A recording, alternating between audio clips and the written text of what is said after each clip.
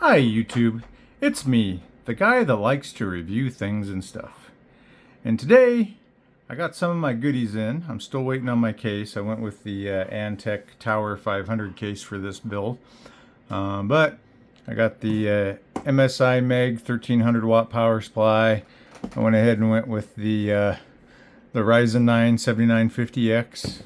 Got two 4 terabyte M.2s in stock. I'm waiting for the other two because this board will support up to 6 M.2 connectors. And then I got my DDR5 7000 Tridents.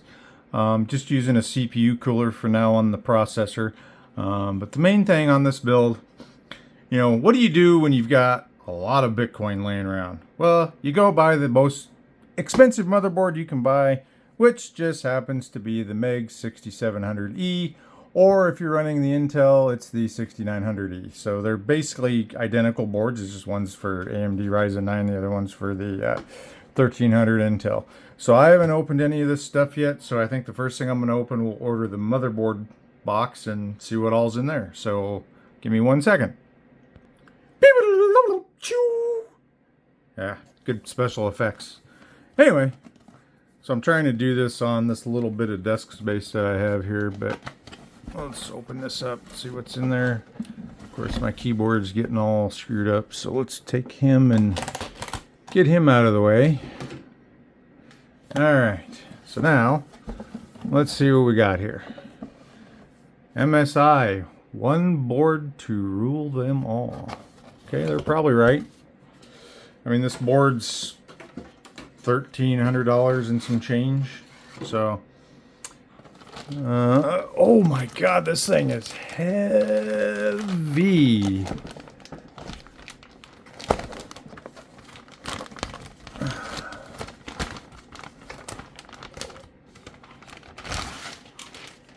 Oh wow. Okay. Well, there she is. Holy crap, look at all those power chokes. Jesus. It's kind of crazy here. I'm going to close this box for just for a second so we can get a look at her. Alright, so under here I think there's a couple M.2s. There's two M.2s underneath here that go side to side. And then this is supposed to have this weird special release somewhere for this. Let's see here. So this 24-pin power, and then you have the 6-pin here, which basically powers these USB-C ports. It basically gives them more voltage, so if you want to do like quick charging and stuff like that on them. Let's see, what do we got there? Some more USB ports. A whole crap load of fan headers. Holy bejesus.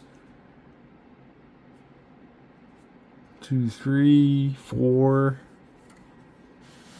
2 USB ports there. USB 2, 2, 3, 4, 5, 6, 7, 8. Jeez. 9, 10. So it looks like 10 PWM connectors, power connectors. Here we've got, where's it at here? We've got an ARGB connector here. So this board was supposed to have a bunch of those. Like 4 of them, I do believe. If I remember right from the other guy that did a review on this board. Actually, he reviewed the Intel board, I think. So it might be a little different. Okay, I don't know if I did that or not, but that's not good. See, having bent fan connectors out of the box.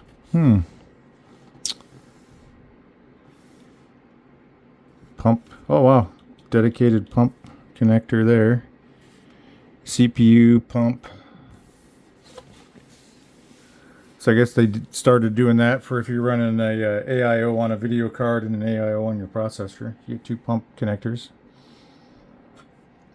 Well, let's take a look and see what came in the box.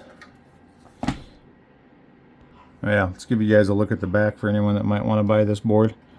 So you got 10 gig Ethernet, which is really good because I just bought a new HP 48 port Aruba switch for my rack downstairs.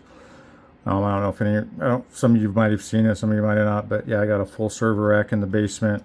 I do all my development work on that, on a server on that.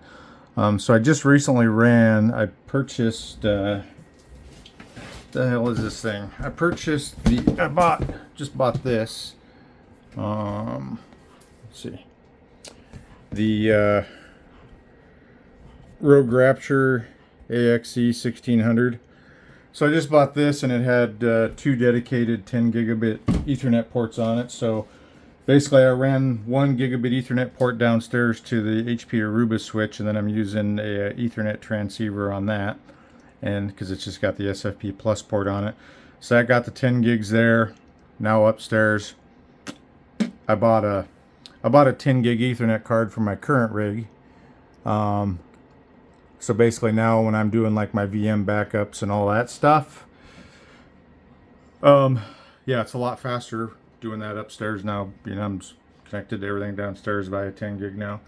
My old rig, I'm going to keep the 4090. That's the only thing I'm transferring over to the new rig. So my old rig is a 10900K with 64 gigs of DDR4. Well, I can't remember the speeds, but anyway, it's got the really nice Asus AIO on it. I don't know if I'm going to carry that over or not, but... And then on the motherboard, it has 3 2 terabyte M.2 SSDs, and then 2 4 terabyte SATA drives, which are mounted on the back. You can't see them. But anyway, so I'm going to sell that whole system as it is without the video card. I might put like a 1600 or something in it, but throw it up on Facebook Marketplace for probably like 1500 bucks or something. But anyway, so back to this. So these are all your USB ports on here. You got your 10 gig Ethernet 2.5, USB-C, another USB-C, audio connectors, your spiff diff. So yeah, so hopefully this helps anyone that's thinking about buying this board. Did I really need to buy this board? Probably not, but it's a cool ass motherboard, and it's extended ATX. So anyone buying this, take in mind that most of your motherboards, the screw right here, the final screw hole is right there, so the rest of this is going to overhang. So just make sure when you're buying your case, you've got enough room for this extra, you know, what is that, 3 inches or so. So anyway, let's get into the insides. Alright, so inside the goodie box, the thing that I really was really interested and thought was really cool for this thing was, I think this is it, this guy. So this is a LCD touchscreen that connects via USB-C to the back of your machine, and then this gives you like all your readout about your temperatures, your voltages, your power draw, all that good stuff, and it is touchscreen. So that'll be really cool to mess with that when I get that up and running. Let's see. Oh yeah, so we're getting into kind of like crazy land here, because so you've got 6 M.2 slots on your motherboard, and then you get this guy. What are those? Oh, hard drive LEDs. Okay, so then you get this guy with a fan on it, and he has 1, 2, it looks like 2 more M.2 slots. Yeah, 1, 2. So you got 2 more on this. So that's a total of 8 M.2s you can put on this board. I probably am not going to use this. Yeah, I have no reason to put that many on my board, but maybe in the future, I don't know. I'm moving away from SATA drives, even though the 2 4 terabyte SATA drives that I have, they're running in RAID 0. And I mean, they're by no means not slow, but yeah, it's just, you know, if I can do... So each one of the new M.2s I have are 7,000 megabits a second. So yeah, 4 of those in RAID 0. Yeah, you're talking crazy load times. All right, so there's that thing. What do we got here? This looks like a ARGB connector. Temperature probes. Okay, that's cool. Don't know what you would need those for, but whatever.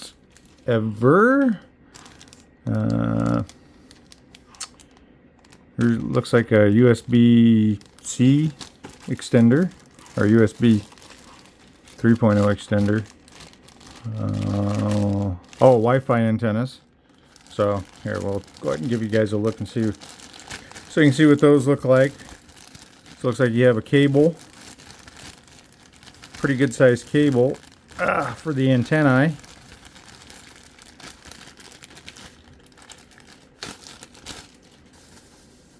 So there's your Wi-Fi antennae. Okay, so it's got a base. There you go. There's your Wi-Fi antennae, and this will do Wi-Fi 6E. Now the thing with Wi-Fi, so with Wi-Fi 6, very good fast connection, but the problem, the range on it was pretty bad.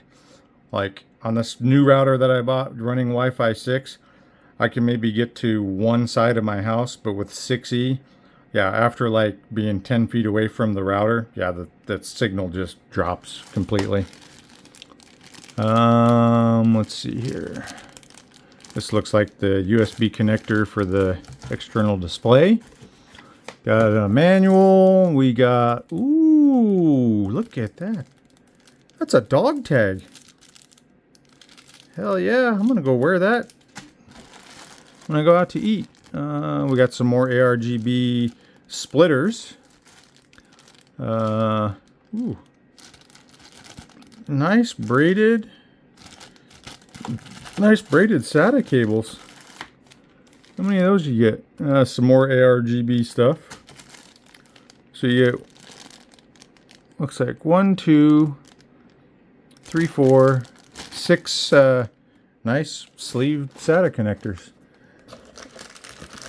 What is this?